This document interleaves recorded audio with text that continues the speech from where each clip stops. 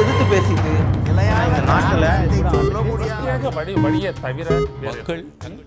வணக்கம். நேர்பட பேசு நிகழ்ச்சிக்கு உங்களை அன்போடு வரவேற்கிறோம்.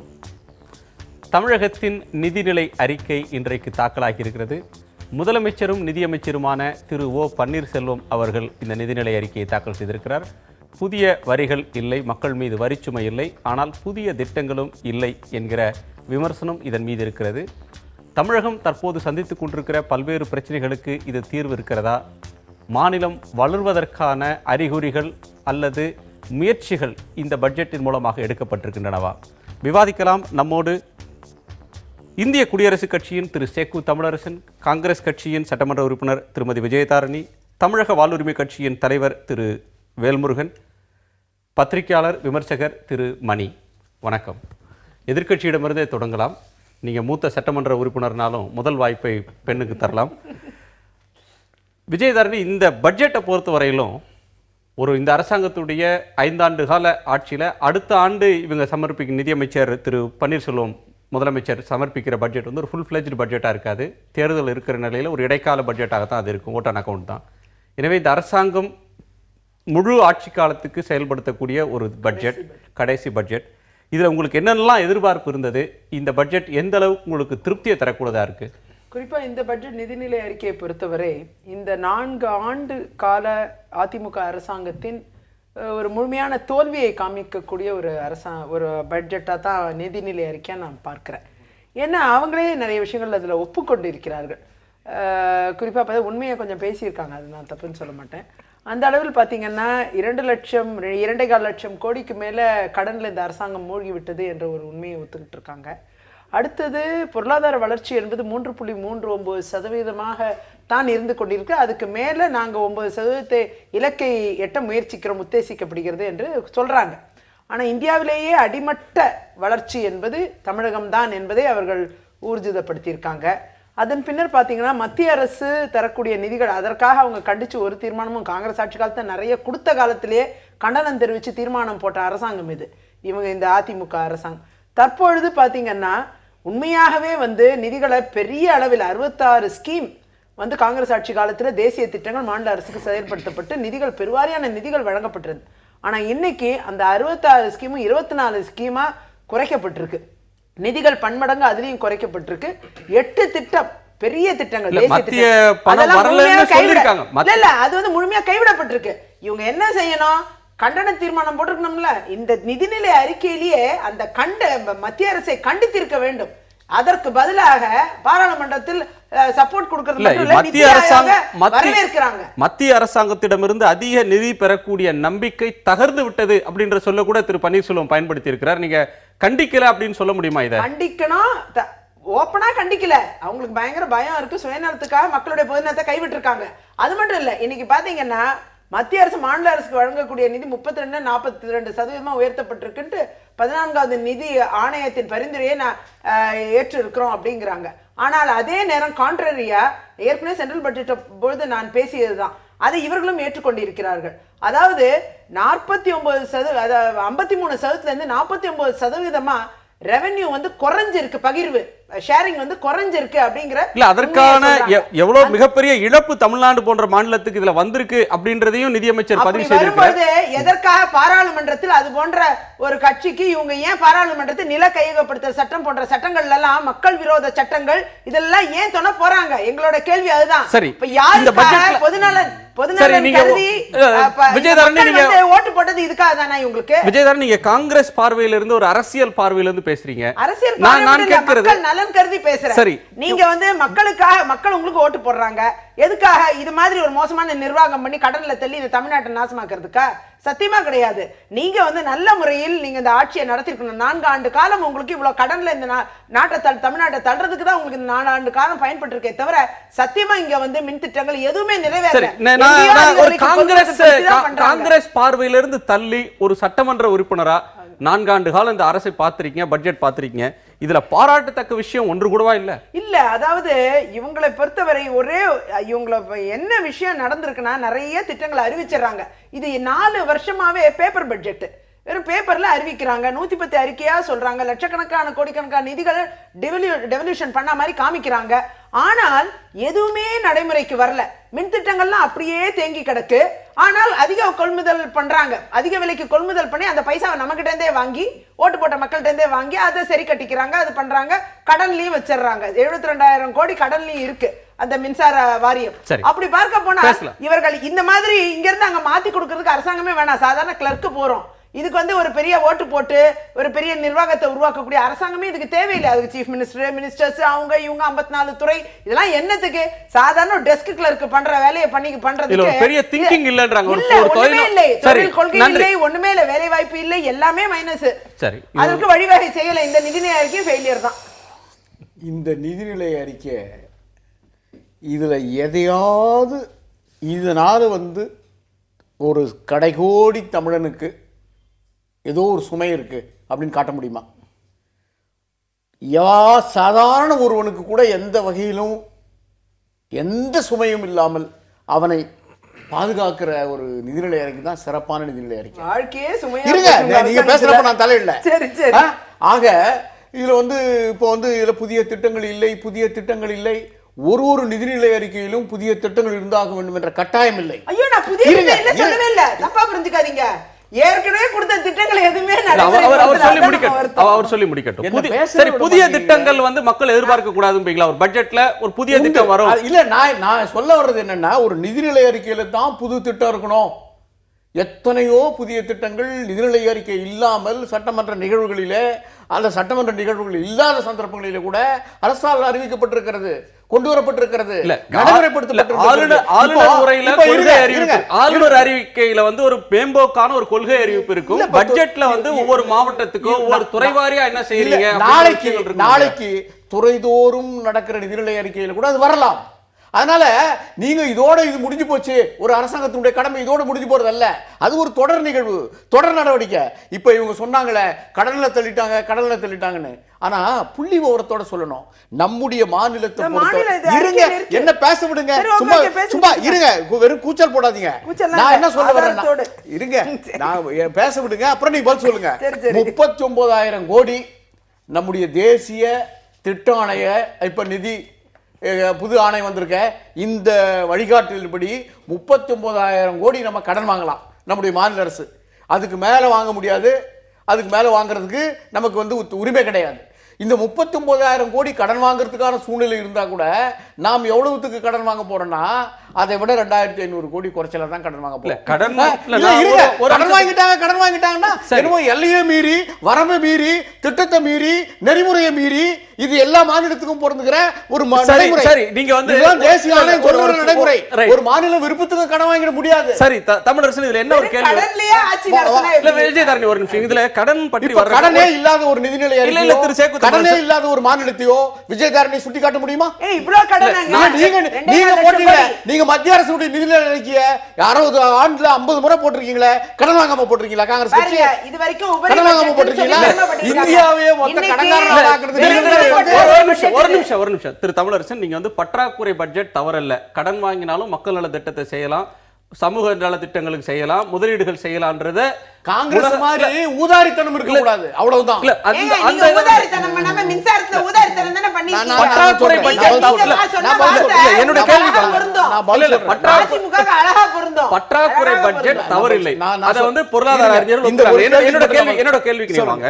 2011 இந்த ஆட்சிக்கு வர்ற நேரத்துல அதிமுக பொதுச் செயலாளர் வெளியிட்ட தேர்தல் அறிக்கையில சொன்னது 1,00,000 கோடிக்கு மிகையா கடன் ஆயிடுச்சு தமிழ்நாட்டை, கடன்கார மாநிலம் அப்படின்ற பேரை தமிழ்நாட்டுக்கு திமுக ஆட்சி தன்னோட நிர்வாக திறமையின்மையின் காரணமா வாங்கி கொடுத்தாங்க, இந்த பெயர் அவப்பெயரை நீக்குவோம் அப்படின்னு சொன்னாங்க. 5 ஆண்டுகளுக்கு பிறகு இந்த பட்ஜெட்ல கடன் சுமை என்பது 1,00,000 கோடின்றது 2,11,483 கோடியா வருது. நீங்க சொல்றது வந்து அந்த வரம்புக்குட்பட்டு இருக்குன்றதுல மாற்று கருத்து இல்ல. ஆனால் அன்றைக்கு சொன்ன விமர்சனம், திமுக ஆட்சியின் மீது சொன்ன விமர்சனம் இந்த ஆட்சியின் மீது ஒப்புக்கொள்ளக்கூடியதா இருக்கா இல்லையா? இப்போ நான் சொன்ன பாருங்க, என்னன்னா இப்ப அவங்க சொல்றாங்கல்ல 72,000 கோடி மின்சார வாரியத்துக்கு கடன் வந்துருச்சு அப்படின்னு சொல்றாங்கல்ல. இந்த 72,000 கோடி இன்றைக்கு மின்சார வாரியம் தொடங்கப்பட்டு ஏறக்குறைய ஒரு 50-55 ஆண்டு காலம் ஆகிறது.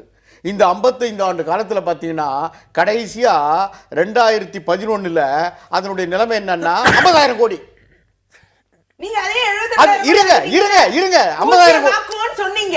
பேசவே விடாதுக்கு முன்ன பேசுனீங்க. உங்களுடைய கூட்டணி கட்சியை பத்தி நான் சொல்றேன் 50,000 கோடி. ஆனா அவங்க 15 நேரடியா வாங்க. அது அவர்களுடைய 5 ஆண்டு காலத்துல 40,000 கோடியை அதிகப்படிய கடனாக தமிழ்நாடு மின்சார வாரியத்துக்கு ஏற்படுத்தி இருக்கிறார் தமிழரசன். 5 ஆண்டு காலத்துல அரை நூற்றாண்டு கால மின்சார வாரியம் 5 ஆண்டு காலத்துல 40,000 கோடி உயர்ந்திருக்கிறது. இது உங்க கண்ணுக்கு தெரியாதா? நீங்க அப்ப காங்கிரஸ் கட்சியும் திமுகவும் பின்னி பிணைந்து அப்ப தெரியாதா? சரி ரைட். 4 ஆண்டுகளுக்கு முன்னால் தமிழ்நாட்டோட கடன் 4 ஆண்டுகளுக்கு முன்னால் தமிழ்நாட்டோட கடன் 1 லட்சம் கோடி. 4 ஆண்டுல அது 2 லட்சம் கோடியா மாறி இருக்கு அப்படின்றது நிர்வாகத்திறனுக்கு எடுத்துக்காட்டா அப்படின்ற ஒரு கேள்வியை முன் வச்சு நம்ம தொடர்ந்து பேசலாம். மற்றவங்களுடைய கருத்து நாங்க பதில் சொல்ல கடமைப்பட்டிருக்கேன். அதாவது கடன் வாங்காமல் ஒரு அரசாங்கம், ஒரு சாதாரண ஒரு குடும்பம் கூட கடன் வாங்காமல் ஒரு நிதி அறிக்கை போட முடியாது. ஆனா நீங்க வாங்கப்பட்ட கடன் எப்படி செலவழிக்கப்பட்டிருக்கிறது, எந்த வகையில் மக்களுக்கான திட்டங்களாக அது அமைந்திருக்கிறது, எந்த வகையில மக்களுக்கு போய் சேர்ந்திருக்கிறது, அதுலதான் மின்சார திட்டத்துல இன்றைக்கு நலத்திட்டங்களுக்கு மட்டும் இன்றைக்கு தமிழ்நாட்டில் கடன் வாங்குறது தப்புன்னு பற்றாக்குறை தவறுன்னு நான் சொல்லல. பணத்தை வாங்கிக்கிறீங்க. அன்றைக்கு சொன்ன விமர்சனம் இன்னைக்கு பொருந்தாதான்றத என்னோட கேள்வி. திரு மணி பட்ஜெட் தமிழ்நாட்டில் மற்றவங்களுக்கு வாய்ப்பு தருவோம். மின்சாரத்தை பொறுத்த வரைக்கும் வாங்கி அங்க மக்கள்கிட்ட கொடுத்து மக்கள்கிட்ட பைசா இன்னும் 2 விருந்தினர்கள் இருக்காங்க. கொஞ்சம் பொறுமை காட்டுங்க. மணி, இந்த 2 விமர்சனங்கள் முன்வைக்கப்படுது. ஒன்று விஜயதாரணியோடது காங்கிரஸ் பார்வை விமர்சனம். தமிழரசன் அவர்கள் அதிமுகவோட கூட்டணி கட்சியை சேர்ந்தவர். அவர் இந்த பட்ஜெட்ல குறை காண்பதற்கு ஒன்றுமில்லை என்றார். உங்களோட பார்வை என்ன? இல்லை, இப்போ நம்முடைய சிஸ்டத்தில், இந்தியன் சிஸ்டத்தில் பெரிய லெவலில் ஸ்டேட் கவர்மெண்ட்ஸ் திட்டங்களை நிறைவேற்றணும்னா மத்திய அரசாங்கத்தோட, மத்திய சர்க்காரோட உதவி இல்லாமல், நிதி ஆதாரங்கள் இல்லாமல் அவற்றை செயல்படுத்துவது என்பது கடினமான விஷயம்தான். அதை நம்ம ஒப்புக்கொண்டு தான் ஆக வேண்டும். ஆனால் இந்த பட்ஜெட்டை பார்க்கும்பொழுது இப்போ தமிழ்நாட்டில் இருக்கக்கூடிய பிரத்யேகமான அரசியல் சூழலின் பின்புலத்தில் எனக்கு என்ன தோணுதுன்னா, இது ஒரு கேர்டேக்கர் கவர்மெண்ட்டாக தன்னை கருதி கொள்ளுகிற ஒரு அரசு. அவர்கள் ஒரு ஃபுல் ஃப்ளெட்ஜ்டு கவர்மெண்ட் தான், அதில் மாற்று கருத்தில்லை. பட் யதார்த்தத்தில் அது எப்படி இருக்குன்னா, இன்றைய அரசு தன்னை ஒரு கேர்டேக்கர் கவர்மெண்ட்டாக அது கருதி கொள்ளுகிறது. அந்த அரசாங்கம் சமர்ப்பித்திருக்கக்கூடிய ஒரு பட்ஜெட்டாகத்தான் நான் இதை பார்க்கிறேன். இப்போ பார்த்தீங்கன்னா, ஆளுநர் உரையில் சொல்லப்பட்ட பல விஷயங்கள் அது அப்படியே ரிஹர்ஸ் பண்ணி அது ஒரு ப்ராக்ரஸ் ரிப்போர்ட் மாதிரி இருந்தது. அது அப்படியே சொல்லியிருக்காங்க. புதிய சிந்தனை, புதிய திட்டம் அந்த மாதிரி எதுவுமே இந்த பட்ஜெட்டில் இல்லைன்னு தான் எனக்கு தோணுது. எக்ஸிஸ்டிங் ஸ்கீம்ஸை இன்ஃப்ளேஷன் காரணமாக நம்ம அந்த திட்டங்களுக்கு ஒதுக்கப்படக்கூடிய நிதி ஆதாரங்கள் என்பது ஆண்டுதோறும் ஒவ்வொரு பட்ஜெட்லையும் கூடும். அந்த மாதிரி கூடியிருக்கே தவிர மற்றபடி புதுசாக இந்த பட்ஜெட்டில் பார்க்கும்பொழுது எதுவுமே இல்லைன்னு தான் எனக்கு தோணுது. இரண்டாவது முக்கியமான விஷயம், எனக்கு இது ஒரு விதத்தில் எப்படி ஏமாற்றமாக இருந்ததுன்னா, இது நீங்கள் சொன்ன மாதிரி ஒரு last budget. Next budget Orton account தான் இவங்க கொடுக்க முடியும். இந்த பட்ஜெட் ஒரு பாப்புலிஸ்ட் பட்ஜெட்டாக இருக்கும். நிச்சயமாக இவங்க ஒரு எலெக்ஷன் பட்ஜெட்டாக இருக்கும்னு நான் நினச்சேன். என்னை பொறுத்த வரைக்கும் இது ஒரு எலெக்ஷன் பட்ஜெட் கூட கிடையாது. அதாவது ஆப்சன்ஸ் ஆஃப் நியூ டாக்ஸஸ் அதை மட்டுமே வைத்து நாம் ஒரு எலெக்ஷன் பட்ஜெட்னு சொல்ல முடியாது. புதிய அளவில் அதிகப்படியான அறிவிப்புகள் இருக்கும் நான் எதிர்பார்த்தேன். இப்போ அவங்க அவர்கள் ஏற்கனவே அவர்களுடைய 2011 தேர்தல் அறிக்கையில் தெரிவித்த அந்த இலவசங்களுக்கான அந்த நிதி ஆதாரங்களை கிட்டத்தட்ட 3100 கோடிக்கு இந்த பட்ஜெட்டில் அவர் ஒதுக்கி இருக்கிறார்கள். அது போதாது. இந்த அளவுகோலின்படி பார்க்கும்பொழுது நான் புதிய அறிவிப்புகள் தேர்தலை மனதில் வைத்து வரும்னு எதிர்பார்த்தேன். எனக்கு அது ஏன் அவங்க பண்ணலன்னு புரியல. எனக்கு என்ன தோணுதுன்னா, இது நான் இதை எப்படி பொலிட்டிக்கலாக ரீட் பண்ணுறேன்னா, ஒரு ஸ்ட்ராங் பொலிட்டிக்கல் லீடர்ஷிப் இந்த கவர்மெண்ட்ல இல்லாததின் விளைவு, அந்த ஆப்சன்ஸ் கிளியரா இந்த பட்ஜெட்ல தெரியுது. எங்க ஒரு கன்ஃபியூஷன் நடக்கிற மாதிரி இருக்கு. எப்படி பார்த்தாலுமே இது ஒரு குறிப்பிடத்தக்க பட்ஜெட்டாக இல்லை. திரு பன்னீர்செல்வம் அவர்களே பதில் சொல்லி இருக்கிறார். முன்னாள் முதலமைச்சர் ஜெயலலிதா அவர்களுடைய வழிகாட்டுதல்ல, அவர்களுடைய ஆலோசனையில, அவங்க காட்டுற திசையில பயணம் பண்ற ஒரு அரசு. இல்ல, அவர் சொல்லி அதுல அவங்களுடைய கைடன்ஸ்ல தான் இந்த கவர்மெண்ட் இருக்கு அவர் சொல்றாரு. இல்ல, ஒரு நிமிஷம். அது அப்சன்ஸ்ன்றதை நீங்க எப்படி இல்ல, நான் எப்படி சொல்ல வரேன்னு கேட்டீங்கன்னா, என்ன பொறுத்த வரைக்கும் நான் பார்க்கும் பார்வையில் இட் குட் பி ராங், தவறாகவும் இருக்கலாம். நான் பார்க்கும் பார்வையில் எனக்கு எப்படி இருக்குன்னா, அது நிச்சயமா அந்த அம்மாவோட அந்த முத்திரை இந்த பட்ஜெட்ல இல்லை. எங்கேயோ தேர் இஸ் அ லக்யூனா, என்னமோ ஒரு இடர்பாடு இருக்கு. அதாவது எங்கேயோ ஒரு இடர்பாடு இருக்கிறது. ஒரு ஸ்ட்ராங் பொலிட்டிக்கல் லீடர்ஷிப் இந்த அரசாங்கத்திற்கு இல்லை. அதுவும் ஒரு கடைசி பட்ஜெட்டை சமர்ப்பிக்கக்கூடிய எந்த ஒரு அரசாங்கம், இப்போ உதாரணத்துக்கு 2005 பொன்னையனாலே புதிய அறிவிப்பு இருக்கணும்னு நீங்க எதிர்பார்க்க தேவையில்லைன்னு. அது தேவையில்லை என்பது அவர் தமிழரசனோட கருத்து. தொடர்ச்சியான ஒரு விஷயம். இல்ல, மானிய கோரிக்கைகள் வரும்போது கூட கண்டிப்பாக இருக்கலாம். அது அவர் தமிழரசன் சொல்வதில் நான் மாறுபடவில்லை. அவர் கரெக்டா தான் சொல்றாரு. அவர் கரெக்டா தான் சொல்றாரு. பட் யதார்த்தம் என்னன்னு கேட்டீங்கன்னா 2005 சி பொன்னையன் அவர்கள் தாக்கல் செய்த பட்ஜெட்டாக இருக்கட்டும், அல்லது கலைஞர் 2010 தாக்கல் செஞ்ச பட்ஜெட், இன்னும் சொல்லப்போனால் எனக்கு தெரிஞ்சு 95 வந்து அப்போ வந்து நெடுஞ்செழியன் தாக்கல் செஞ்ச பட்ஜெட், இந்த அம்மாவோட ஆட்சி காலத்திலே வந்து கடைசி இது வந்து அவங்களோட 3வது ஆட்சி காலம். 3வது ஆட்சி காலத்தில் கடந்த 2 முறை வந்து தேர்தலுக்கு முந்தைய கடைசி பட்ஜெட்ல இருக்கக்கூடிய அந்த ஒரு எப்படி சொல்றது, அந்த ஒரு வீச்சு வந்து இந்த பட்ஜெட்ல இல்ல. இது வந்து நிச்சயமா வந்து தமிழ்நாட்டில் நிலவக்கூடிய ஒரு பிரத்யேக அரசியல் சூழல், ஸ்ட்ராங் பொலிட்டிக்கல் லீடர்ஷிப் இல்லாததின் விளைவுன்னு தான் நான் வந்து இந்த பட்ஜெட்டை பார்க்குறேன். ஆக்சுவலா திரு வேல்முருகன், நீங்க எப்படி பார்க்கறீங்க? நீங்க வந்து ஒரு அரசியல் தலைமை இல்லாத ஒரு நிலையில புதிய அறிவிப்பு வரல அப்படின்னு ஒரு அரசியல் பார்வையை மணி கொடுக்கிறார். பொருளாதார பார்வையை கடந்து ஒரு அரசியல் பார்வையை முன்வைக்கிறார். நீங்க எப்படி பார்க்கறீங்க? இல்லை, அது முற்றுமுதலுமாக அப்படியே சரின்னு என்னால் ஏற்றுக்கொள்ள முடியல. கண்டிப்பாக இந்த நிதிநிலை அறிக்கையை தாக்கல் செய்வதற்கு முன்பு மாண்புமிகு முதலமைச்சர் அவர்கள் அவையில் குறிப்பிட்டது போல மாண்புமிகு முன்னாள் முதலமைச்சர் அம்மா அவர்களுடைய ஆலோசனை கேட்டு, அதிகாரிகளுடைய ஆலோசனைகளை கேட்டு தான் இந்த அறிக்கை இங்கு தாக்கல் செய்யப்பட்டிருக்கிறது. காங்கிரஸ் கட்சியின் சார்பாக எம்எல்ஏ சொன்னாங்க 3% வளர்ச்சி குறைஞ்சி விட்டது அப்படின்னு. அப்படி இல்லை, இந்தியாவினுடைய சராசரி வளர்ச்சி 4.74 விட இந்த 2013-2014 7.29% வளர்ச்சியாக தான் இருக்குது. வளர்ச்சி உயர்ந்திருக்கு. அது தவறான என்ன சொல்லியிருக்காங்க? இல்ல இல்ல, நான் சொல்ற பாருங்க, இங்க பாருங்க 2013 வளர்ச்சி விகிதம் 7.20, அது 2012-13 அதான் உத்தேசிக்கப்பட்ட வளர்ச்சி என்னப்பா? அப்ப இந்த என்ன சொன்னாங்க அத பாருங்க. வளர்ச்சி தொடர்ந்து போய் சொல்றாங்கன்னு ஒத்துக்கிறீங்க. இந்த நிதிநிலை அறிக்கை வந்து நீங்க பாருங்க, நம்ம என்ன சொல்லுவோம், தமிழ்நாட்டினுடைய முக்கியமான பிரச்சனையாக இருக்கிற கல்விக்கு நிதிய முக்கியத்துவம் அதிகம் கொடுக்கல, நிதி ஒதுக்கீடு இல்லைங்க. 20,000 கோடி ரூபாய் கொடுத்துருக்காங்க. இதுவரையும் தமிழ்நாட்டினுடைய சட்டமன்ற வரலாற்றில் இல்லாத வண்ணம் மிகப்பெரிய ஒரு தொகை பல்வேறு தலைப்பின் கீழ் அந்த நிதி ஒதுக்கப்பட்டிருக்கு. மருத்துவத்திற்கு அதே மாதிரி கடந்த ஆண்டை விட இந்த ஆண்டு 2 மடங்கான தொகை உயர்த்தி தரப்பட்டிருக்கு. அதே மாதிரி வேளாண்மைக்கு இதுவரையில் கொடுக்கப்பட்ட கடந்த கால இந்த 50 ஆண்டு கால தமிழகனுடைய சட்டமன்ற வரலாற்றில் எந்த அரசும் தராத அளவுக்கு இன்னைக்கு உயர்த்தி தரப்பட்டிருக்கு. ஆக அடிப்படை தேவைகள் இன்னைக்கு வந்து சாலை, குடிநீர், மருத்துவம், கல்வி, வேளாண்மை, இதுதான் ஒரு நாட்டு அந்த மக்களுடைய குடி உயர்வதற்கு அடிப்படை தேவையாக இருக்கக்கூடியது. ஆக அந்த அடிப்படை தேவைகளை உணர்ந்து அரசாங்கம் இதற்கான உரிய நிதியை தந்திருக்கிறார்கள் என்பதுதான் என்னுடைய பார்வை. உங்க பார்வையை வந்து உங்களுடைய முன்னாள் தலைவர் பாட்டாளி மக்கள் கட்சியோட நிறுவனர் டாக்டர் ராமதாஸ் மறுத்து இன்னைக்கு ஒரு அறிக்கை கொடுத்திருக்கிறார். இந்த பட்ஜெட் மீதான விமர்சனத்துல விவசாயம், கல்வி, சுகாதாரமாகி 3 துறைகளும் செழிக்க வேண்டியது அவசியம். சுகாதாரத்துறைக்கு மாநிலத்துடைய மொத்த உற்பத்தி மதிப்பில் ஜிடிபியில் ஜிஎஸ்டிபியில் 2% ஒதுக்கணும். அதாவது 20,000 கோடி வந்து சுகாதாரத்துறைக்கு ஒதுக்கி இருக்கணும். ஆனா இவங்க ஒதுக்குனது 8,245. அதே போல பள்ளி கல்விக்கு 62,000 ஒதுக்கி இருக்கணும். ஆனால் 20,936 கோடி தான் ஒதுக்கி இருக்காங்க. வேளாண்மை துறைக்கு 6,000 கோடி தான் ஒதுக்கி இருக்காங்க. அது வந்து குறைவு. இது எதுவுமே 2% அளவுக்கு இல்ல அப்படின்ற ஒரு பார்வை திரு ராமதாஸ். அதுதான் நீங்க சொல்லுங்க. நீங்க தமிழ்நாட்டுடைய பட்ஜெட் மொத்தம் 1,42,000 கோடி 633 இதான். ஆனா அவர் சொல்ற இந்த 3லயே இந்த தொகை வந்துடும். ஆனா நீங்க என்ன சொல்லுவாங்க, சட்டியில் இருந்தா தான் ஆப்பிள் வரும். நம்முடைய வருவாய், வரி வருவாய் இன்னைக்கு 72,000 கோடி. இன்னைக்கு அதை 87 அவங்க அச்சீவ்மெண்ட் பண்ணியிருக்காங்க. ஆனா ஒரு மாநிலத்துக்கு வருகின்ற வரி வருவாயை வைத்துதான் ஒரு நிதி அறிக்கை தாக்கல் செய்ய முடியுமே தவிர இவர்கள் புள்ளிவிவரத்தின் பிரகாரம் 1,000 கோடி மருத்துவத்துக்கு ஒதுக்கணும், 1,000 கோடி பள்ளி கல்வித்துறைக்கு ஒதுக்கணும், 1,000 கோடி சாலைக்கு ஒதுக்கணும், 1,000 கோடி உள்ளாட்சித்துறைக்கு ஒதுக்கணும் என்று சொன்னால் நிதிக்கு எங்க போறது? சரி, வரி வருவாயை பெருக்கிறதுக்கான அறிகுறிகள் இந்த முயற்சிகள் இதில் எடுக்கப்பட்டிருக்கு. இல்ல, கண்டிப்பா. அதாவது ஒரு இருக்கிற நிதியை கொண்டு இந்த நாட்டில் எந்த அடித்தளத்தில் இருக்கிற இன்னைக்கு ஆயுத திராவிட துறைக்கு இதுவரையில் இல்லாத 11,000 கோடி ஒதுக்கப்பட்டிருக்கு. இப்ப இந்த இதெல்லாம் நீங்க பார்க்கணும். மேலோட்டமா எதுவுமே இல்ல, இந்த பட்ஜெட்ல ஒண்ணுமே இல்ல, எந்த துறைக்கு நிதி ஒதுக்கல அப்படின்னு நம்ம சொல்லிடுறோம். 19 சொல்லக்கூடாது. நான் வந்து இதுல புள்ளி உரங்காக நீங்க இந்த பேஜ் பை பேஜ் 1 by 1 80 பக்கங்களையும் நான் விவாதிக்க தயாராக இருக்கிறேன். நிச்சயமாக கடந்த கால அனைத்து நிதிநிலை அறிக்கைகளை காட்டிலும் இந்த நிதிநிலை அறிக்கை என்பது அடிப்படையாக எந்த மக்களுக்கு எது தேவையோ அதை கொண்டு சேர்ப்பதற்கான நிதி ஒதுக்கி இருக்கிறார்கள். ஆக பணிகள் நடந்த ப்ராசஸ் இருக்கு பாருங்க, அதையும் இங்க தெளிவாக சொல்லியிருக்காங்க. இன்னைக்கு மின் தேவை இருக்கு, அதிக தேவை இருக்கு. ஆனா அந்த 13,000 மெகாவாட் தேவையை இன்றைக்கு அவர்கள் நிவர்த்தி செய்திருக்கிறார்கள். இன்னும் பற்றாக்குறை ஏற்பட்டு இருக்கிறது. அதையும் தீர்ப்பதற்காக இன்னைக்கு 13,000 கோடி இன்னைக்கு மின்துறைக்கும் ஒதுக்கி இருக்காங்க. ஆக நீங்க நம்ம எதை பார்க்கணும் அப்படின்னா, திட்டமிட்டு ஒரு நிதிநிலை அறிக்கை தயாரிக்கப்பட்டு அது எல்லா செலவினங்களுக்கும் ஒதுக்கப்பட்டிருக்குது. நீ புதிய அறிவிப்பு இல்ல, ஒரே ஒரு சொல்ல, புதிய அறிவிப்புகள் இல்லைன்றாங்க. புதிய அறிவிப்புகள் என்பது மானிய வாரியா கோரிக்கை நடக்கின்ற போது புதிய அறிவிப்புகளுக்கு என்று இது போன்ற ஒரு புத்தகம் கையேடுகளை மூலமாக அந்த துறை அமைச்சர்கள் படித்து அறிவிப்பார்கள். நீங்க சட்டமன்ற உறுப்பினராக இருந்தவர் எல்லா அறிவிப்புகளும் நிதிநிலை அறிக்கை வரணும் அவசியம் இல்ல. அது இல்ல, பட்ஜெட்ல புதிய அறிவிப்புகள் வெளியிடப்படுமா, இந்த மாவட்டம் பிரிக்கப்படும், இந்த தாலுகா புதிதா உருவாக்கப்படும், இந்த மருத்துவக் கல்லூரி உருவாகும், இந்த இடத்துல இத்தனை இடங்கள்ல பொறியியல் கல்லூரி அப்படின்ற அறிவிப்புகள் பட்ஜெட்ல 2 லட்சம் கோடி கடனை இருக்கிற ஒரு அரசு இன்னும் நமக்கு சில ஏற்பாடுகளை செய்து கொண்டு இன்னும் தன்னுடைய நிதிநிலையினுடைய இது குறித்து விவாத பதிலளிக்கும் போது சொல்லலாம், இடையில 1 அறிவிக்கலாம், மானிய வாரியாக துறை வாரியாக அமைச்சர்களுடைய அறிக்கை தாக்கல் பண்ணும்போது அறிவிக்கலாம்.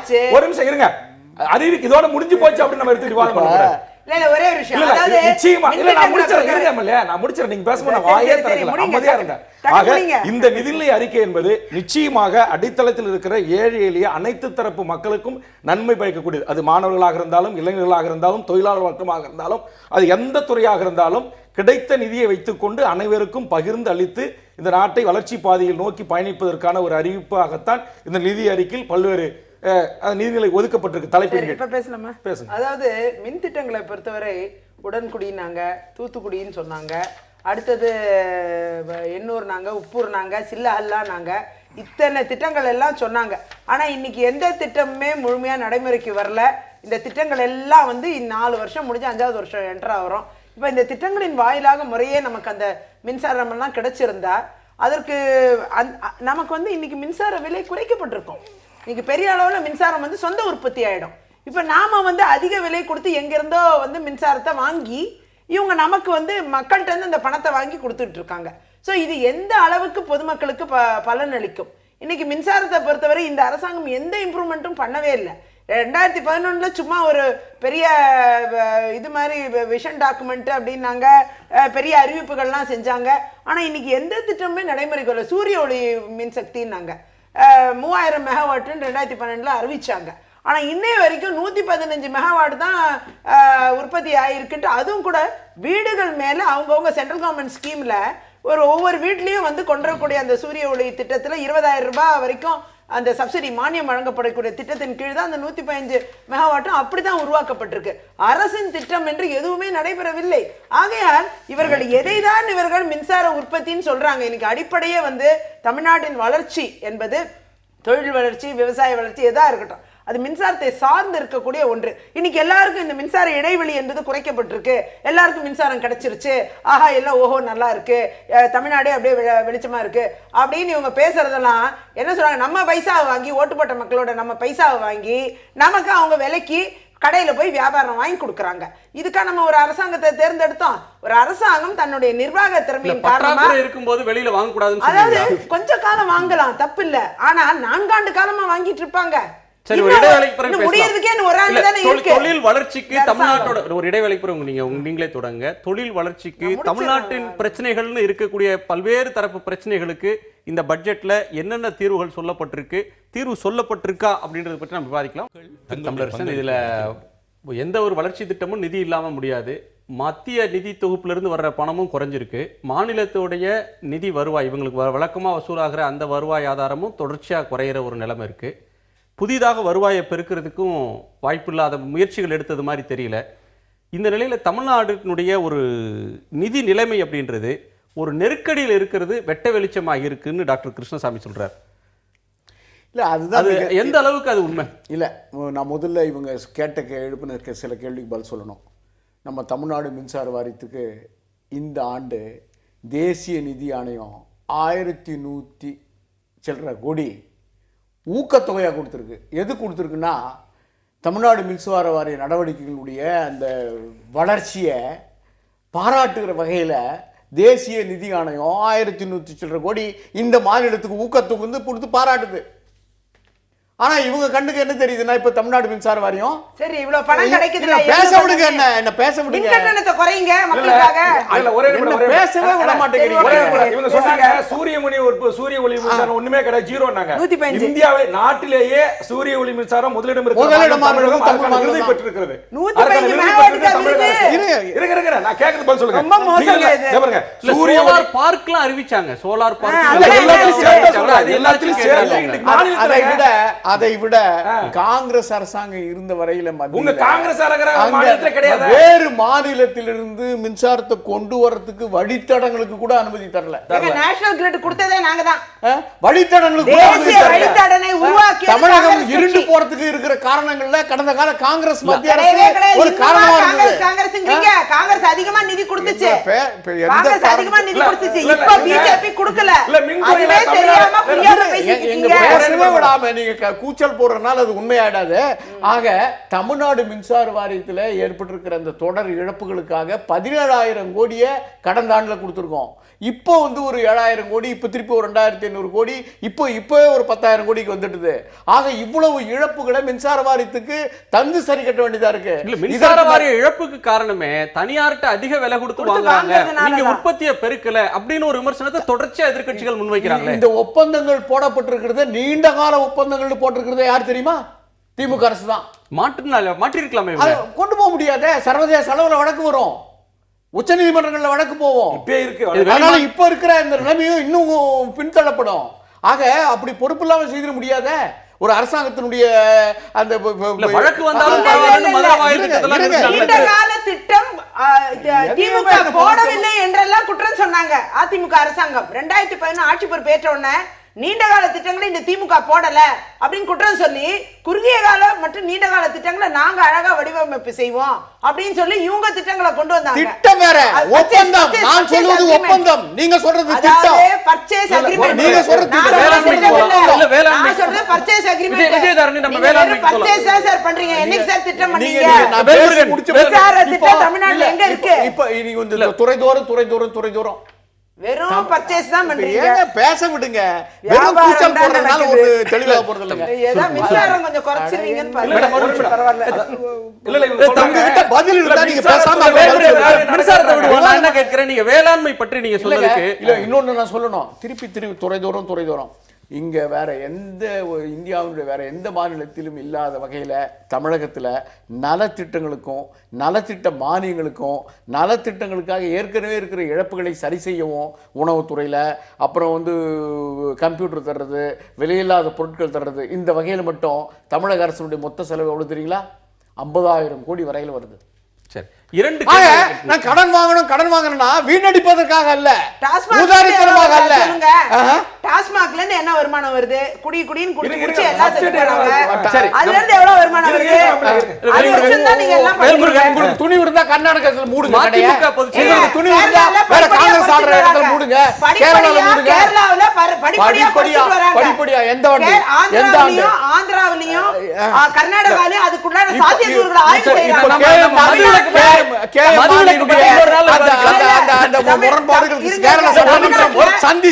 அதாவது தமிழ்நாட்டுல இன்னைக்கு என்ன பண்றாங்க, அங்கெல்லாம் குறைக்கணும்னு நினைக்கிறாங்க. இங்க என்ன நினைக்கிறாங்க, ஊக்கத்தொகை கொடுத்து டார்கெட் பிக்ஸ் பண்றாங்க, இலக்கு நிர்ணயித்து எவ்வளவு விப்பீங்க சேல்ஸ்மேன். இப்ப கேரள சட்டமன்றமே சரி திரு வேல்முருகன் இரண்டு பிரச்சனையை பேசுறேன். ஒன்று மின்சாரத்தை பற்றி பேசும்போது இன்றைக்கு மதிமுக பொதுச் செயலாளர் வைகோ பட்ஜெட்டுக்கு ரியாக்ட் பண்ணியிருக்கிற ஒரு விஷயத்தை உங்கள்கிட்ட கேட்கணும். மின்சார தேவையை நிறைவு செய்திருப்பதாக முதலமைச்சர் பாராட்டிக் கொள்வதில் அர்த்தமில்லை. மின் உற்பத்தி திட்டங்களை தொலைநோக்கு பார்வையுடன் விரைந்து நிறைவேற்ற நடவடிக்கை எடுக்காமல் அதிக விலை கொடுத்து மின்சாரத்தை தனியாரிடம் கொள்முதல் செய்ததுதான் சாதனையா? செய்யாறு உடன்குடி மின்சார திட்டங்கள் 4 ஆண்டுகளாக கிடப்பில் போடப்பட்டுள்ளது ஏன் என்று முதலமைச்சர் விளக்கம் தரவில்லை. வேளாண்மை பற்றி நீங்க சொன்னீங்க. இரண்டாவது பசுமை புரட்சின்னு சொன்ன ஆரவார அறிவிப்பு என்ன ஆயிடுச்சு? வேளாண் தொழிலாளர் பற்றாக்குறையை போக்குறதுக்கு இயந்திரமயமாக்குற திட்டம், குளிர்பதன சேமிப்பு கிடங்குகள் அமைக்கிறது போன்றவையெல்லாம் வெறும் அறிவிப்பாக, வெற்று அறிவிப்பாகவே இருக்கு. கரும்பு கொள்முதல் விலை, நெல் கொள்முதல் விலை போன்ற விஷயங்கள்ல விவசாயிகளுடைய கோரிக்கையை நிறைவேற்றல. நிதிநிலை அறிக்கையிலையும் அப்படியான அறிவிப்புகள் இல்லாத ஏமாற்றம் தருதுன்னு சொல்றாரு. இல்ல, முதல் கேள்விக்கு மின்சாரத்தை பத்தி திரு வைகோ அவர் சொல்லியிருக்காருன்றீங்க. கண்டிப்பாக திராவிட முன்னேற்ற கழக ஆட்சி விட்டு போயிட்டு வரும்போது இறங்கும்போது 5000 மெகாவாட் நமக்கு பற்றாக்குறை இருந்து 8000 மெகாவாட் தான் மின் இருந்து. ஆனால் நமக்கு தேவையே 13,000 மெகாவாட். இன்றைக்கு அந்த 5000 மெகாவாட் 4991 மெகாவாட் மின் உற்பத்தி, அது திமுக ஆட்சி அதிமுக ஆட்சி 2 காலங்களால் போடப்பட்ட அந்த மின் உற்பத்தி திட்டங்கள் மூலமாக இந்த அரசின் மூலமாக இன்னைக்கு புதிய 5000 மெகாவாட் மின் உற்பத்தி பெறப்பட்டிருக்கிறது. அந்த 13,000 மெகாவாட் மின் உற்பத்தி இன்றைக்கு சீரான மின்சாரம் வழங்கப்பட்டு வருகிறது. ஆனால் இதுவும் போதாது. இன்னைக்கு புதிய சர்வீஸ், புதிய தொழிற்சாலைகள் வருது, இன்னும் தேவை இருக்கிறது. ஆனால் அவர் சுத்தமே எதுவுமே இல்லை அப்படின்னு மேடமும் சொன்னாங்க, நீங்க அவரும் சொல்றான்னு சொல்றீங்க. அது தவறானது. இன்னைக்கு அனல் மின் நிலையம் 800ல 2 மெகாவாட் 600 மெகாவாட்ல இருந்து இன்றைக்கு மேட்டூர் அனல் மின் நிலையம் 1000 மெகாவாட் இன்னைக்கு புதிய உற்பத்தியில இருந்து இன்னும் பல திட்டங்கள் ஆன்கோயிங் ப்ராசஸ்ல நடந்துட்டு இருக்கு. ஒரே நாள் அந்த திட்டம் எந்த ஒப்பந்தங்கள்ல இன்னைக்கு ஒப்பந்தம் போட்டு நாளைக்கு மின்சாரத்தை உற்பத்தி செய்ய முடியும் கொடுக்க முடியாது. ஆனா 5000 மெகாவாட் மின் உற்பத்தி பற்றாக்குறை இந்த மாநிலத்தை ஏதோ ஒரு விதத்தில் இன்றைக்கு தமிழ்நாட்டு மக்களுக்கு மின்சாரம் ஏதோ ஒரு விதத்தில்லாம் இல்ல ஒரே சொல்றது கேளுங்க. ஏற்கனவே போட்ட திட்டம் திமுக அதிமுக 2 அரசுகளும் போட்ட திட்டங்கள் திட்டங்கள் மூலமாக இன்னைக்கு 5000 மெகாவாட் மின் உற்பத்தியை கொண்டு வந்தோம். மத்திய அரசில் தொடர்ந்து தமிழக முதலமைச்சர் பல கடிதங்களை எழுதியும் அந்த மின்பாதை திட்டத்துக்கான அனுமதி கிடைக்காத பட்சத்தில் கடந்த காலங்கள் தான் கிடைத்தது. அதற்கான பணிகள் இப்ப நடந்து கொண்டு வருகிறது. NLC உற்பத்தி ஆகிற மின்சாரமே எங்களுக்கு வேணும்னு கேட்டாங்க. அதே மாதிரி நம்முடைய கூடங்குளம் அணுமலை மின்சாரம் முழுவதும் நமக்கு வேணும் அப்படின்னு சொல்லி அந்த இயக்குநரை சந்திக்கும் போது முதலமைச்சர் வற்புறுத்திருக்காரு. ஆக இன்றைய தமிழ்நாட்டுடைய மின் தேவையை பூர்த்தி செய்வதற்கான எல்லா விதமான நடவடிக்கைகளும் போர்க்கால அடிப்படையில் தமிழக அரசு செய்து கொண்டு இருக்கிறது. ஆனால் அது போதுமானதா என்கிற கேள்வி இருக்கிறது. ஆனால் அதை போர்க்கால அடிப்படையே போதுமானதா இருக்குமான்ற கேள்வி வராது. போர்க்கால அடிப்படையில் செய்தா அதுதான் அதிகபட்சம். போர்க்காலத்துல செய்தா நீங்க சரி பண்ணிருக்காங்கல்ல. இன்னைக்கு மின்சாரம் இன்னைக்கு தட்டுப்பாடு இல்லாத உருவாக்கி இருக்காங்கல்ல. இது கொள்முதல் பண்ணி ஒரு ஏதோ ஒண்ணு அப்புறம் இன்னைக்கு பக்கத்து மாநிலத்துல ஏதோ ஒண்ணு சொல்லாதீங்க. மின்சார தட்டுப்பாடு ஏற்படுகிற போது எப்படி குறைக்க முடியும்? நீங்க மத்திய அரசு போது 50,000 கோடி திட்டக்குழு நிதி கட்ட தர மாட்டீங்க. 20,000 கோடி பிச்சை போடுவீங்க தமிழ்நாட்டுக்கு. ஏங்க இப்ப எவ்வளவு கட்ட தர மாட்டீங்க. அரிசி கட்ட கொடுக்க மாட்டீங்க. மண்ணெண்ணெய் கட்ட கொடுக்க மாட்டீங்க. பெரிய முட்டையை கொடுத்திருக்காரு உங்களுக்கு மோடி. மத்திய அரசு தமிழர்களை வஞ்சித்து இருக்கிறது. மாற்றாந்தாய் மனப்போல நடந்திருக்கிறது. அப்படியே இப்ப நடத்தலையா? மன்மோகன் இப்ப நடத்தலையா? அப்படியே ஜெயலலிதா சென்று கேட்டாங்க. ஒரு விஷயம் இன்னைக்கு ரொம்ப சந்தோஷமா இருக்கீங்களா? 12,000 கோடி கொடுத்தார்கள். 32,000 கோடி எங்கே போச்சு? இன்னைக்கு ரொம்ப சந்தோஷமா இருக்கீங்களா? அதுக்கு தான் முதலமைச்சர் இன்னைக்கு நிதிநிலை அறிக்கையில முழுக்க மத்திய அரசை பத்தி பேசியிருக்காரு. அது படிக்கலையா? இந்த மத்திய அரசு பாராட்டிய எந்த மத்திய அரசாங்கம் தமிழ்நாட்டை வஞ்சிக்கிறது, வாட்டுகிறது, அதையும் தாண்டி தமிழகத்தை அப்ப ஏன் நீங்க இன்னைக்கு கண்டன குரல் எழுப்பல? ஏன் கண்டன தீர்மானம் போடல? இல்ல மின்துறை ஏன் சட்டமன்றத்தை கண்டன தீர்மானம் போடல? சொல்றத கேளுங்க. இரண்டாவது நீங்க சொல்லுங்க, வேளாண்மை பத்தி சொன்னீங்க. இன்றைக்கு வேளாண்மைக்கு 2 மடங்கு கடந்த நிதிநிலை அறிக்கையில வெறும் 2,000 கோடி தான். ஆனா இன்றைக்கு 6,000 கோடி, 2 மடங்கு உயர்த்தி இருக்கிறார்கள். அவங்க என்னென்ன செஞ்சோம், அச்சீவ் பண்ணோம், என்னென்ன வேலை திட்டங்கள்ல இந்த வேளாண்மை துறையில அச்சீவ் பண்ணோம் அப்படிங்கறத இன்னைக்கு புள்ளி விவரமா வேளாண்மை உற்பத்தியை பொறுத்தவரையில 50,000 ஏக்கர் 2 லட்சம் முதல் பரிசை பெற்றது நம்முடைய தமிழ்நாடு. பரிசு தான் வாங்குறாங்க. முதல் தெரியல. என்ன பரிசு எப்படி அப்புறம் மத்திய அரசு என்ன கொடுத்திருக்கு? மத்திய அரசு வந்து என்ன நன்னீர் நிலம் பரப்பளவு இன்னைக்கு நீங்க இத படிச்சத பார்த்ததும் இல்லையா? சுருங்கி இருக்கு. நம்முடைய தமிழ்நாடு முதல் பரிசு பெற்றது. பரிசு நம்முடைய தமிழ்நாடு அமைச்சர் தெரியல. மணி அந்த நெல் கேள்விக்கு பதில் சொல்றேன். எப்படி குறைஞ்சிருக்கு? வேளாண்மை துறையில நீ புதிய அறிவிப்பு பாருங்க. திருநெல்வேலி, திருச்சிராப்பள்ளி, அறிவிப்பு தர்மபுரி. இல்ல அவர் வைகோ சொல்லி இருக்கிறது, வைகோ அவர்கள் சொல்லி இருக்கிறது என்னன்னா, இரண்டாவது பசுமை புரட்சின்னு வந்த உடனே சொன்னீங்க. அந்த அறிவிப்பு என்ன ஆச்சு? இல்ல அந்த அறிவிப்புல தான் பதில் சொல்லிருக்காங்களா? வேளாண் தொழிலாளர்கள் பற்றாக்குறைக்கு இயந்திரமயமாக்குறோம் சொன்னீங்க. அதெல்லாம் வெற்று அறிவிப்பாவே இருக்கு. கரும்பு நெல்லுக்கான கொள்முதல் விலையை உயர்த்தி தருவீங்கன்ற அறிவிப்பு இந்த பட்ஜெட்ல எதிர்பார்த்தாங்க. அது வரல அப்படின்னு ஒரு ஏமாற்றம் இருக்குன்னு அவர் சொல்றாரு. ஏற்கனவே இப்ப நான் கூட கரும்புக்கு வந்து டன்னுக்கு 4,000 கேட்டுட்டு இருக்கிறேன். நானும் போராடி வந்தா நெல்லுக்கு நான் விலையை அவ்வளவு கேட்கல. 3,500 கேட்டுட்டு இருக்கேன். ஆனா நான் உடன் பண்றேன். கேட்பது என்பது கொஞ்சம் அதிகமா கேட்டதா அரசு கொஞ்சம் கருணையோட கொஞ்சம் குறைச்சு கொடுப்பாங்க. கேட்பது ஆனா எதுவுமே தரவில்லை என்று 19 சொல்லாங்க நான் சொல்லுவேன். கரும்புக்கு மத்திய அரசு கொடுத்த விலையை விட ஆதார விலையை தமிழக அரசு அவங்களால முடிந்தது அறிவிச்சு கொடுத்துருக்காங்க. ஒண்ணு. இரண்டாவது, எதுவுமே நடக்கல. அறிவிச்சல என்ன ஆச்சுங்க? இன்னைக்கு திருநெல்வேலியில இருந்து, திருச்சிராப்பள்ளில இருந்து, கிருஷ்ணகிரில இருந்து, இன்னைக்கு தருமபுரியில இருந்து அங்கங்க அந்த மண்ணில் உற்பத்தி ஆகின்ற மாம்பழத்திலிருந்து எல்லா பொருளுக்கும் இன்னைக்கு கிடங்குகள் அமைப்புல இருந்து என்னென்ன இந்த பணிகள் வேளாண்மை திட்டத்தில் நாங்க செஞ்சு முடிச்சிருக்கோம் அப்படின்றத அவங்க டிக்ளேர் பண்ணி அறிவிச்சிருக்காங்க. இன்னும் கேட்க போனா இப்ப நாம இன்னொன்னு கேட்கலாம். ஒவ்வொரு துறை மானிய கோரிக்கை அறிவிக்கும் போது அதை எதையும் நடைமுறைப்படுத்தி மக்களுக்கு கொண்டு போய் சேர்த்திருக்காங்க என்பதை வேணுமானாக புள்ளி விவரமா கேட்கலாமே தவிர 19 இந்த வேளாண்மை துறையில ஒண்ணுமே முயற்சி இல்ல, எந்த திட்டமும் நிறைவேற்றல, எங்குமே நடக்கல என்பது சொல்வது என்பது ஏற்புடையது அல்ல. வேளாண் திட்டத்துல தான் மத்திய அரசு பெரிய அளவில் இன்றைக்கு திட்டங்களை மூடி இருக்கிறது, கைவிடப்பட்டிருக்கு. அதற்கு ஏதாவது ஒரு கண்டனம் எழுந்திருக்கா இந்த சட்டப்பேரவையில? இது இப்ப என்ன படிப்பீங்க? இந்த நிதிநிலை அறிக்கையில குறைகளை மத்திய அரசுடைய மாநில அரசுக்கு மைல்டா இருக்குன்ற ஒரு பார்வை வைக்கிறாங்க.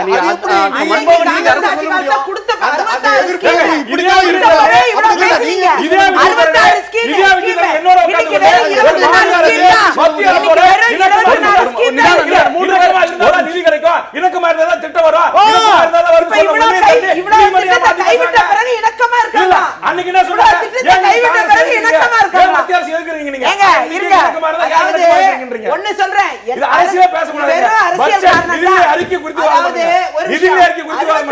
சென்ட்ரலி இல்ல, ஒரு- ஸ்பான்சர் இல்ல ரெண்டே ரெண்டு ஒரு விஷயம் அரசு எப்படி திட்டம் ஒரு நிமிஷம், இல்ல, நான் இல்ல, ஒரு இல்ல, நிமிஷம், இல்ல, ஒரு நிமிஷம், ஒரு நிமிஷம், இல்ல, ஒரு ஊழலை பத்தி இல்ல, காங்கிரஸ் இல்ல, வேற மாதிரி பேசணும். அதாவது ஒரு நிமிஷம், சென்ட்ரல் ஒரு நிமிஷம் மேடம், ஒரு நிமிஷம். ஸ்பெக்ட்ரம் ஊழலை பத்தி ஒரு நிமிஷம், காங்கிரஸ் ஒரு தலைவர் நிமிஷம். பேசியதை ஒரு போல பேச நிமிஷம், வேண்டுமா? ஒரு நிமிஷம்.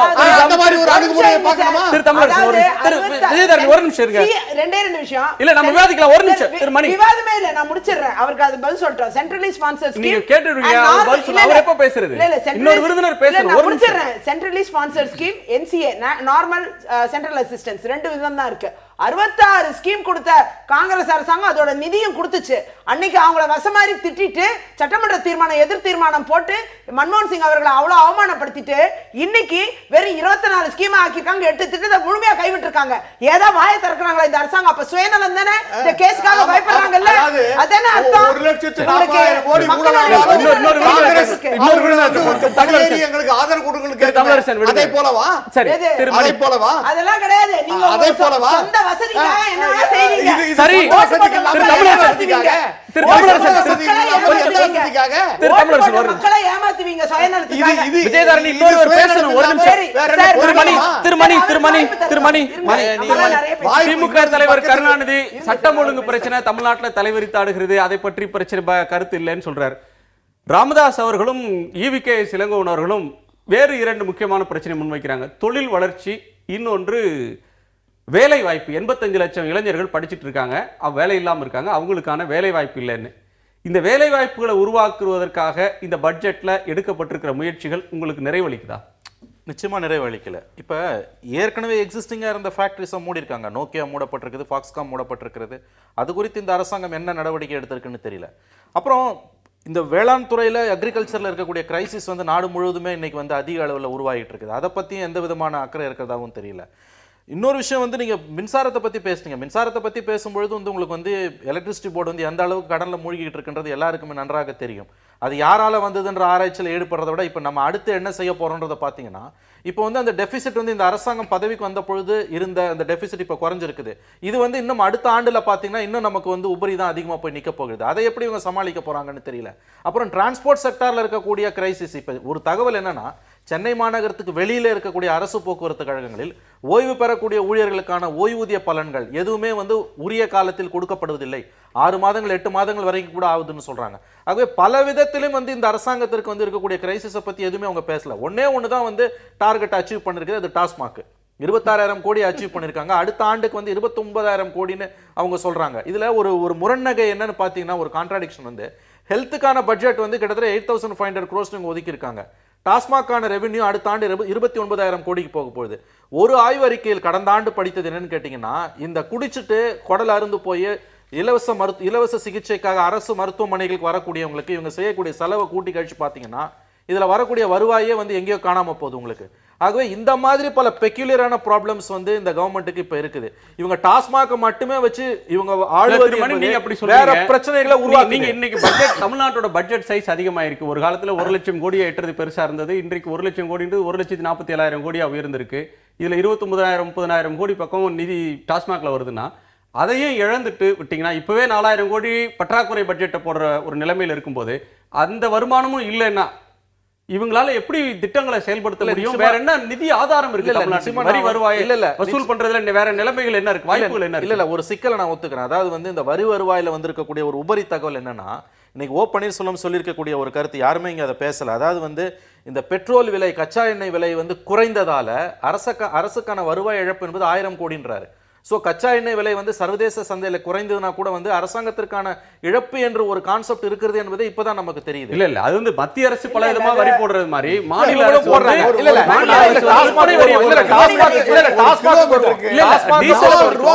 டாஸ்மாக பொறுத்த வரைக்கும் இருக்கக்கூடிய பிரச்சனை என்னன்னு கேட்டீங்கன்னா, அவருடைய ஆதங்கம் நியாயம். ஒரு கருத்து வந்து டாஸ்மாக இருக்கக்கூடிய பிரச்சனை என்னன்னு கேட்டீங்கன்னா, 29,000 கோடியே 30,000 கோடியே நாம் இழந்து விட்டு ஒரே வருவாய் இனத்தையும் இழந்து விட்டு என்ன செய்யுது நீங்க கேக்குறீங்க.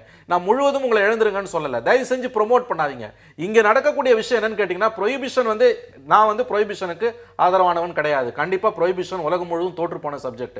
ஆனால் இங்க தமிழ்நாட்டில் நடக்கக்கூடிய கேலி கூத்தான விஷயம் என்னன்னா, கவர்மெண்ட்டே ப்ரொமோட் பண்ணுது, டார்கெட்டை ஃபிக்ஸ் பண்ணி அவங்க விற்கிறாங்க.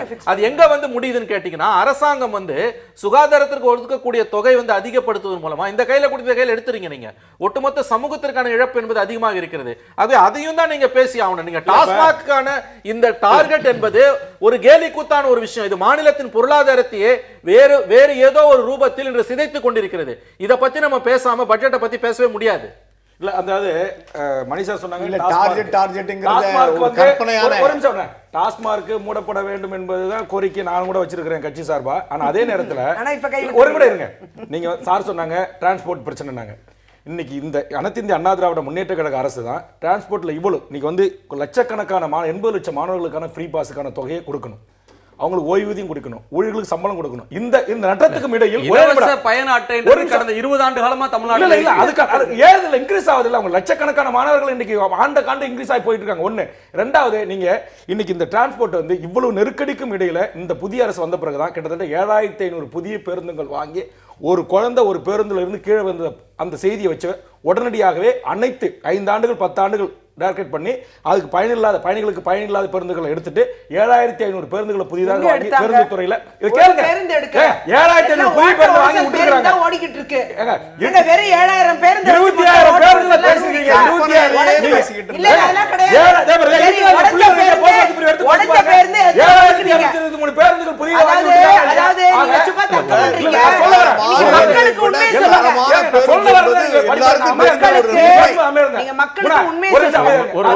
அதாவது மக்களுக்கு உண்மையை சொல்லணும். உண்மைதான் சொல்றேன். மக்கள் பஸ்ல போறவங்க நிதிநிலை இருக்கிறதா சொல்றேன். போற பஸ்களை அவங்களும் பார்த்துட்டு மேல கூரையில இருந்து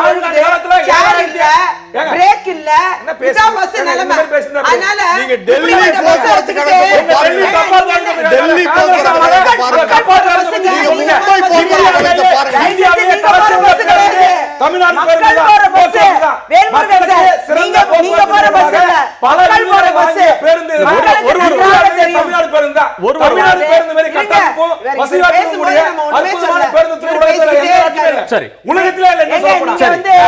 அதாவது இன்னைக்கு பேருந்துகள்லாம் பாத்தீங்கன்னா ஓட்ட உடசல் மேல இருந்து ஒழுகுது, கீழ இருந்து உடைஞ்சு கீழ விழுந்துருவோம். அது எல்லாம் உங்க காங்கிரஸ் ஆளுற மாநிலத்துல ஃபுட்பால் இல்ல, சேர் இல்ல, இதெல்லாம் கர்நாடகா இல்லையா, இதெல்லாம் டெல்லி இல்லையா, இதெல்லாம் மும்பை இல்லையா, செஞ்சு எங்க தமிழ்நாட்டுலயா? ஐயோ பாவம், நீங்க எல்லாம் இப்படி பேசுறத பார்த்து மக்கள் உங்களை திட்டுவாங்க.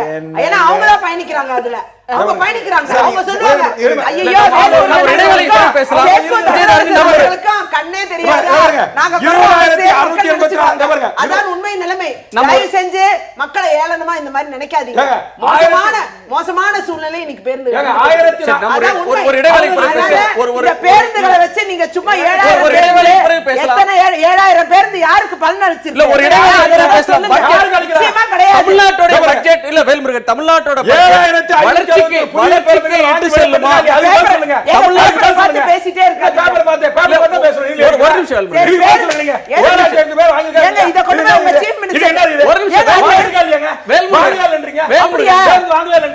நான் வாங்கவே இல்லை சொல்ல, நீங்க வாங்கிருப்பீங்க. ஓட்ட உரசல் பேருந்து ஓடுதுங்கிற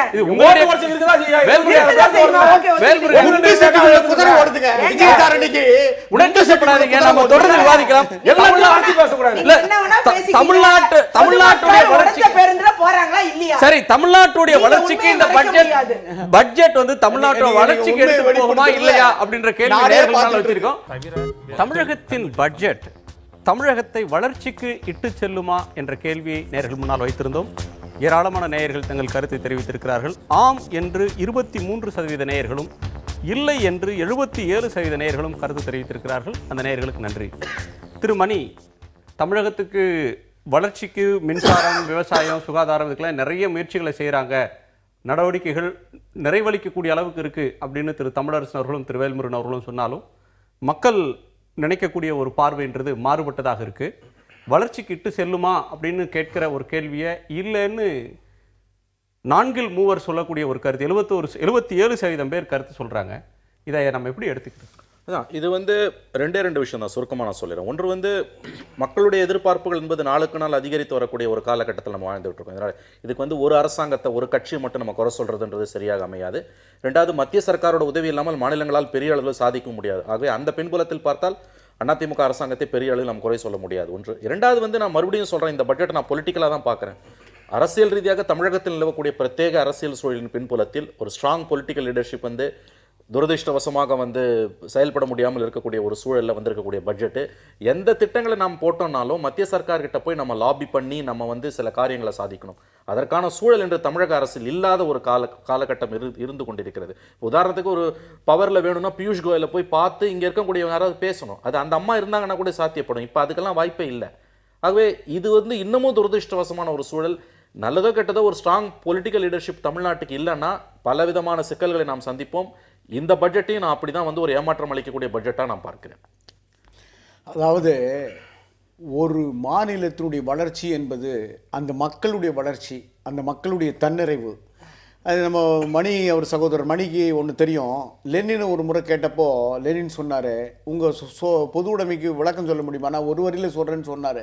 ஒன்றுமில்லை, எல்லோருக்கும் இங்கே ரொட்டி கிடைக்கிற வரையில் ஒருவருக்கும் கேக் இல்லை, எல்லோருக்கும் ரொட்டி கிடைக்கிற வரையில் ஒருவருக்கும் கேக் இல்லை, அதை நான் நடைமுறைப்படுத்துகிறது தான் என்னுடைய பொது உடைமை செயல்பாடு அப்படின்னு சொன்னார். அதே போல் பார்த்தீங்கன்னா இன்றைக்கு இந்தியாவில் பிற மாநிலங்களிலிருந்து, நேபாளத்திலிருந்து, மேகாலயாவிலிருந்து, அந்த மாதிரியான மாநிலங்களிலிருந்து மட்டும் தமிழகத்துக்கு வேலை தேடி தமிழகம் தான் ஒரு சரணாலயம் வந்திருக்கிறவங்க மட்டும் இன்றைக்கி 40 லட்சம் பேர். ஆக தமிழகம் அப்படி பிற மாநிலங்களிலிருந்து கூட இங்கே வந்து குடியேறவர்களுக்கு, வேலை தேடி வர்றவர்களுக்கு வாய்ப்பளிக்கிற ஒரு மாநிலமா, தன்னிறைவு பெற்ற மாநிலமா, மக்கள் வளர்ச்சி பெற்ற மாநிலமா நீங்க வளர்ந்திருக்கிறது என்பதுதான் யதார்த்தமான உண்மை. நீங்க சாதாரண ஒரு உணவு விடுதிக்கு போனீங்கன்னா, ஒரு அழகு நிலையத்துக்கு போனா புரியுது. நீங்க வெளிமாநிலத்திலிருந்து நிறைய பேர் வராங்க, 40 லட்சம் பேர் வராங்க, வேலை தேடி வர்றான். இரண்டு அம்சங்கள், இன்னொரு அம்சம், இரண்டு தலைவர்கள் மற்ற பார்வையில சொல்றாங்க. 85 லட்சம் பேர் வேலை வாய்ப்பு அலுவலகத்தில் பதிவு செய்துட்டு தமிழ்நாட்டில் எம்பிஏ முடிச்சுட்டு சிம் கார்டு வைக்கக்கூடிய நிலைமைகள்ல பள்ளி கல்வித்துறையில மட்டும் இப்ப 50,000 ஆசிரியர்களை நியமனம் பண்ணி போயிருக்கு. 1,60,000 பேருக்கு 4 ஆண்டு காலத்துல பல்வேறு துறைகளில, அரசு துறைகளில் மட்டும் வேலை வாய்ப்பு உருவாயிருக்கு. ஒரே ஒன் ஸ்ட்ரோக் 25,000 ஆசிரியர்கள் பணி நியமனம் செய்யப்பட்டார்கள். ஒரே இடத்துல ஒன் ஸ்ட்ரோக், ஒரே உத்தரவுல. ஒரு சின்ன குளறுபடி இல்ல. இன்னைக்கு ஒரு ஆளுநரே சிக்கி தவிக்கிறார். குளறுபடி இல்லாம நடந்தா இல்லையா? ஆக இதுவெல்லாம் வேலை வாய்ப்பை பெருக்குவதற்கான முயற்சிகள் நடக்கிறது. அதாவது இன்றைக்கு வந்து தமிழகத்துடைய தொழில் கொள்கை, இப்போ வந்து 2 தலைவர்கள் கூட அதை பத்தி பேசியிருக்காங்க. இப்போ மத்தியில் காங்கிரஸ் ஆட்சி புரிந்த காலத்து ஒரு தொழில் கொள்கையை உருவாக்குனாங்க. இல்ல அந்த தொழில் கொள்கை சரியில்லை, நாங்க ஒரு தொழில் கொள்கை பண்றோம்னு சொல்லிட்டு இங்க புதுசா ஒரு தொழில் கொள்கைன்னு கொண்டு வந்தாங்க. ஆனால் அந்த தொழில் கொள்கையை பொறுத்தவரை அது வேலை வாய்ப்பை எந்த வகையிலும் இணைக்கக்கூடிய ஒரு தொழில் கொள்கை அல்ல. அது ஒரு பெரிய ஃபெயிலியர். அந்த அளவில் பார்த்தீங்கன்னா இன்றைக்கு பல்வேறு, இப்போ நாங்குநேரி திட்டமாக இருக்கட்டும், கன்னியாகுமரியில் ரப்பர் பூங்கா நாங்கள் ஒருத்தர் கூட எடுப்பார் இல்லை. அதுக்கெல்லாம் நாங்குநேரி திட்டத்தை போன அரசு கொண்டு வந்துட்டு இந்த அரசு கைவிட்டுருச்சு கிட்டத்தட்ட. அந்த மாதிரி எல்லா தொழில் கொள்கைக்கும் வந்து வேலை வாய்ப்பை இணைக்கக்கூடிய எந்த தொழில் கொள்கையும் இல்லாமல் ஒரு முழுமையான ஃபெயிலியர் தான் இந்த தொழில் கொள்கையை, அதோடைய உற்பத்தியும். அது மட்டும் கிடையாது. இன்னைக்கு குறிப்பா பாத்தீங்கன்னா இந்த அரசாங்கம் எந்த அளவுக்கும் இளைஞர்களுக்கு நன்மை பாராட்டவில்லை, அதுதான் உண்மை. அதே போல பாத்தீங்கன்னா சார் சொன்னாரு, எல்லாருக்கும் ரொட்டி கிடைக்கிற வரைக்கும் கேக்கு கிடையாது அப்படின்னு சொன்னாரு. ஆனால் இந்த அதிமுக வந்து ஓட்டு மக்கள்கிட்ட கேட்டப்ப நாங்க எல்லாருக்கும் கேக்கு தரோம் அப்படின்னு சொல்லி தான் வாக்கு கேட்டாங்க. அதே நேரம் இப்ப என்ன ரொட்டியே கிடைக்காத நிலைமைக்கு கொண்டாந்து விட்டாங்க. அதான் உண்மை. சிறு குறு தொழில் சிறு குறு எல்லாம் மூடிட்டு போயிருக்கு. சிறு குருவே கிடையாது. இந்த நிதிநிலை அறிக்கை வந்து நிச்சயமாக எல்லா துறைகளிலும் ஒரு சம பங்களித்து சம வாய்ப்புகளை கொடுத்து அந்தந்த துறைகளை முன்னேற்றுவதற்கும் அந்த துறைக்கு உள்ளடங்கிய ஊழியர்களை காப்பதற்குமான ஒரு திட்டமிடப்பட்ட ஒரு நேர்த்தியான ஒரு நிலை அறிக்கையாக பார்க்கிறோம். ஒன்று, இன்னைக்கு ஆசிரியர்கள் பணி நியமனத்திலிருந்து 7,000 டாக்டர்கள் நியமனத்திலிருந்து இப்போது 10,000 நடத்துனர் ஓட்டுநர்கள் தேர்வு வரையிலும் எல்லா துறைகளுக்குமான புதியதுக்கான அந்த தகுதிக்கு கிடைக்கின்ற இந்த வரி வருவாயை வைத்துக்கொண்டு ஒரு அரசு நிர்வாகம் எல்லா துறைகளுக்கும் புதிதாக ஆள் எடுப்பதிலிருந்து ஓய்வு பெறுவர்களுக்கு ஓய்வூதியம் இருப்பதை கொண்டு சிறப்பாக செய்யறாங்க. 40,000 கோடிகளுக்கு மேல அரசுகளுக்கு ஓய்வூதியம் தர வேண்டிய ஒரு சூழலும் இருந்து கொண்டு அதையும் கவனித்துக் கொண்டு இன்றைக்கு இருப்பதை வைத்துக் கொண்டு நிறைவாக போடப்பட்ட ஒரு நிதிநிலை அறிக்கையாகத்தான் இந்த நிதிநிலை அறிக்கை. மிக்க நன்றி உடைய நால்வருக்கும் நீங்கள் முன்வைத்த பார்வைக்கும். நேர்களை மீண்டும் சந்திப்போம். நன்றி, வணக்கம். பேசிட்டு எதிர்த்து பேசிட்டு